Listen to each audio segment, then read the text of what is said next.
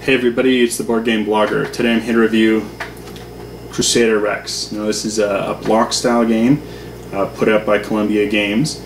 You can see I've got a flimsy cover here. That's because they use a box here and just slide the cover on. It's a little softer box that may go into your consideration on whether or not to purchase it if you got small children running around, grabbing your games, falling on them. I can take a dent a little easier than some other games. But otherwise, I think it stores it fine. If you don't have concerns of children running around beating up your boxes, I don't think you need to worry about that. The box is a little tougher. I mean, it's a little easier to damage, but it's if you're careful with the game, shouldn't be an issue. You've got a solid rule book here. It's very simple rules. It's only 8 pages for a war game, and most of these pages there's a lot of sort of flavor text on the page and sort of background info on the Crusades. Not just the Third Crusade, which this game is simulating, between Saladin and Richard the Lionheart, but there's info on the Second Crusade and other Crusades.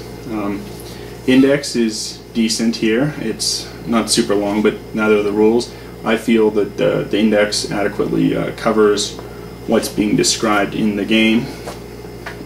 The blocks are good, really big blocks, easy to see. It's not too tiny. Card quality is pretty decent. I don't feel the need to sleeve these at all. And it's almost like a very light CDG. You're playing cards to move, but they either have a movement symbol or they have an event on them. Doesn't really add to the dynamic choices that you could be making in, say, other games. It's pretty light. It's not as as in depth as other CDGs. I personally found the game too light. The decision tree, if you will, not as dynamic. And it's simply a light game with not a ton of depth, not a ton of choices, but I think it's a great entry if you're looking to get into the block system, or especially parents playing with children. You're playing with your 10, 12-year-old son. I think this game would be great because the rule book isn't too complex. There is the hidden fog aspect of a block game, but I think it could have been done a little bit tighter. There's some neat siege rules in the game, and it's a good game. I find a little too light for my tastes, and the people I play with. I'm not sure if I'm going to have this hit the board anytime soon. I think I'm probably going to trade it away, but for others, this could be a game. Why don't we take a look at how it actually plays? So here's the game on setup. We've got the Mediterranean Sea and the Crusaders here. The Saracens are the green blocks facing opposing. What we have here are the reinforcement areas for Germany, France, and England. It's a neat mechanic here, how maybe Barbarossa actually makes it to the Third Crusade here, or maybe Richard the Lionheart doesn't. And not on the very first year, but all the subsequent years, you're going to be drawing for reinforcements. Here we've got Barbarossa. He shows up, and once the set is full, then the German reinforcements will come in. So he may not show up at all. Now the way the game is played is you're going to have a hand of 6 cards. There's simply how many movements you get. So here this is a 3 movement, this is a 2, this is a 1. There's some specialty cards, mana, like mana from heaven. You get to add 1 step to 3 different friendly blocks of choice, even if besieged, because this is a block step game. For instance, here, if we look at this unit has 3 steps currently. On the left side is a movement of 3, and then it's an A2 to attack. A means it will hit before B or C's. If they're equal, if there's two A's fighting, the defender gets to roll dice and apply the effects first. And then the 2 denotes that the unit hits on a 1 or a 2. There's a lot of castles here. So for instance, we've got Aker. We have this sun symbol. That means it's a victory point city. There's 7 in the game. The Crusaders start with 4, Saracens with 3, and on the end of the game you need to have the majority of these sort of sun places.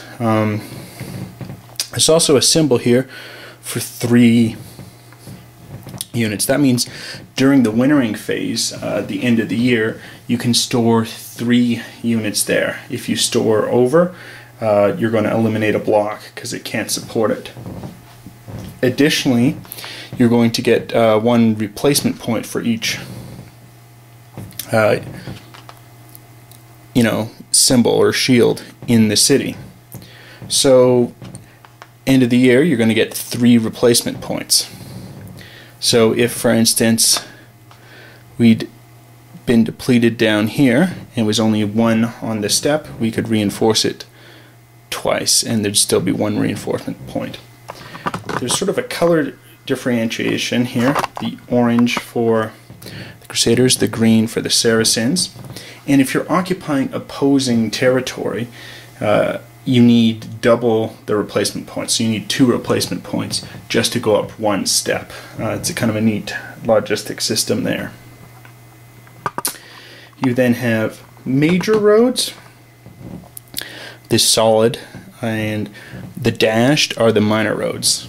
Now that is how many blocks can travel on it on 1 movement turn. The solid can travel 4 blocks, the dashed can travel 2. There's some optional rules with the Iron Bridge giving 1 road section a movement of 3 blocks. So this is sort of how turn starts. What's going to happen is both players, the Crusaders and the Saracens, will select a card. They'll be revealed.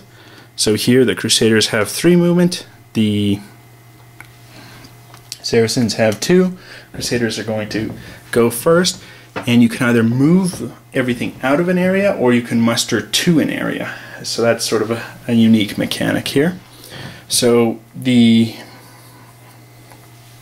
Crusaders are going to choose to move here into Banyas. Maybe not the best strategic, but for gameplay purposes. We can move these 2 up through that main road. This guy here has a Knight's Hospitaller, has a movement of 3, so he can go 1, 2, 3. This guy with a movement of 2 can go 1, 2. And finally, we've traveled 3 blocks along the road from Beaufort to there. So we can still also throw in this block by going a 1, 2, 3. That's 1 movement. The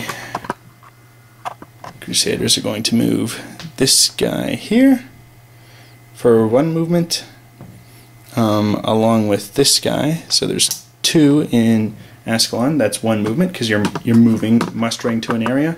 And the 3rd movement will move this guy here. It is now the Saracens' turn. They're going to move 4 blocks up here and 1 through 1, 2, 3 to that town. That's it is a 3 movement. Not all the Saracen blocks are. I had to double check. That was 1 of their movements. They have 1 more left. And they're going to choose to reinforce here. They're going to move 4 blocks down this main way, and 2 will come 1, 2. Now these 2, as the player 2, will actually show up in the 2nd round, so I'm going to leave them off. So there's going to be 3 rounds of combat. We'll now reveal the blocks and perform the combat. So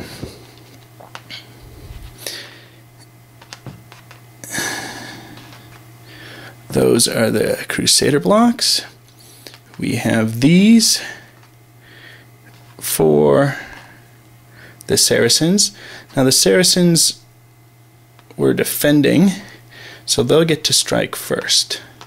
We also have these two blocks here in the background. So that's kind of all the blocks. So if we zoom in here first, the Saracens' A's will hit first. Defender's going to pick the casualties. So we now have 4 steps, and it's Saladin himself. He hits on a 3 or less. We'll roll 4 dice for the 4 steps. And so we get 1 hit on the dice. And the Crusaders will take a step hit on King Guy of Jerusalem. Now the Crusader A blocks get to fire, and that is 3 steps, so 3 dice. They hit on a 1 or a 2. That's a 1 hit. They're going to, the Saracens are going to take it on one of their Kurd units. Now the B's will fire for the Saracens, starting with this unit from Saladin's family, which is a 3-step, hits on 3 or less. That's 1 hit. And the Crusaders will take another step loss. We then have the 3-step on a 1 or 2. That's hit. That's 2 step losses. So the Crusaders are going to divide up their step losses here. Now all the B's have fired for the Saracens. These guys who took an alternate route don't arrive till the 2nd round. There's going to be 3 rounds of combat. If the Crusaders don't win by that, as the attacker, they must retreat. So now it's the B. We start with King Guy. He has 2 dice on a 1 or a 2. Both misses. The Knight's Hospitaller, 2 dice on 3 or less. 2 hits. The Saracens are going to have these Kurds take 2. It's now Reynold and 3 dice. 3 misses. And 3 dice for Conrad of Tyr. And that's 2 hits. So they'll take 1 here and 1 on this other Kurd unit. Now the C's fire, both Kurd units. So we have 2 dice for this one, both misses, and 1 dice with this guy, a miss. Now these guys have arrived for the 2nd round, and combat will continue. So that's sort of basically how combat works. I wish it was a little bit more dynamic. You know, there's the hidden block aspect. Oh, I don't know, does he have A units, does he have B units? But it would seem like so much more interesting if it was kind of a rock, paper, scissors type mechanic, you know, and you have, you know, pikemen, and you have, you know, catapults, which are effective for sieges if someone's, you know, retreating in, but can be like decimated on the battlefield. If you have heavy cavalry, if you have archers that, you know, hit different units differently, it would, I think, add a lot more to the hidden fog aspect of the game. As it is, I mean, there's just not very many dynamic choices. You know, you're moving. You can, instead of, you know, directly attacking, you can go into the siege. If for instance, the Saracens hadn't reinforced, and there's just the 1 unit. This guy here, he could have gone in, retreated into the castle, and the siege would have occurred. Now, the Crusaders could choose to try to storm the castle, but they could only storm it with one block at a time, and you have to inflict double damage to score a hit. That is, you need to do 2 hits to inflict a step loss when you're storming a castle. Or you can try to just place it under siege. A 1 to a 3 would be no effect. 4, 5, or 6, there'd be a step loss. But there'd be no storming of the castle. So that's, I mean, kind of the basic game. Not as many dynamic choices as I'd like. It's kind of a lighter block war game. You know, all the cards are really either movement. Some have an event. You know, they could have, had it more CDG flavored with events or operations. Maybe even use the operations to reinforce steps. Would have been a little more interesting. The wintering aspect is neat. I think simulates the time period well, in that, if you need to retreat, over winter, you haven't successfully sieged a castle, to just resupply your armies. Additionally, you're going to get less reinforcement points if you're in an enemy home territory than your own. I think is a good rule. It's just it's a very simple, light block game. They try to add the tension with the fog of war, but it's not as dynamic as it could be. And I just found, playing this game several times, there wasn't the, dynamic choices, and oh, this is there a tension in what am I having to do? Usually the move is straightforward. Obviously, you wouldn't do something as suicidal as I did for demonstration purposes, but it's just not that complex a game. I think this is probably good for parents who want to play with their children, get them into a wargaming field, but or maybe a Euro gamer who's trying to venture out. But I just found the game's too light. It's too simple for my taste. That's not to say you wouldn't enjoy it. I mean, the rules, it's pretty clearly laid out, good index. It's not too difficult to grasp anything. I just don't feel there's the depth to hold me here. It is that sort of light style. It has sort of the inklings of the fog of war, but the gameplay is too simple. It doesn't really have the tension of the fog of war, which would be really neat with different units attacking differently in the strength. They do have the A units first, the B and the C, but generally players are aware of how many A units there are, how many B units there are. Once the first battle happens, okay, Saladin is over there, Richard the Lionheart's over here. I can kind of keep a grasp of it, and it's the steps, usually if you're playing well, is you're going to recover your step losses because you're going to move them back to the reinforcement space. And there's just not the tension of like, oh, I wish I could be doing so much more, and the constraints, they just don't seem to exist here in this game. But again, if you like the lighter style, this could be for you. Till next time.